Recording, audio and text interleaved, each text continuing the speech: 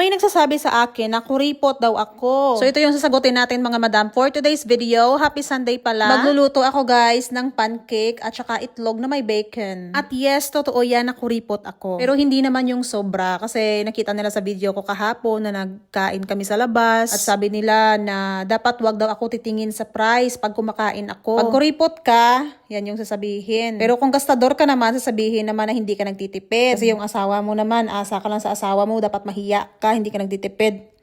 Ganon. Ako kasi guys, na tao, hindi ako one day millionaire. Hindi ako mayaman. I mean, may kita ako, may pera ako. Pero hindi ibig sabihin na hindi na ako titingin sa presyo kasi hindi naman mayaman tong asawa ko. Hindi naman si Elon Musk yung asawa ko. Siyempre, yung mga tao, nasasabi lang yan sila based sa mga 15 seconds na video, 30 seconds. Pero panoorin nyo yung trip namin guys sa YouTube na video na yon. Malalaman nyo bakit yung kinain ko or in-order ko yun lang. Siyempre guys, sabihin naman na, ay wag mo yung pansinin. Pansinin ko yan guys kasi kailangan ko ng pera dito sa Facebook. Need natin guys ng content maganda ngayon para madami tayong may content. At in fairness, nagustuhan ni Afam yung aking niluto na pancake na homemade para syempre makatipid. Yun lang.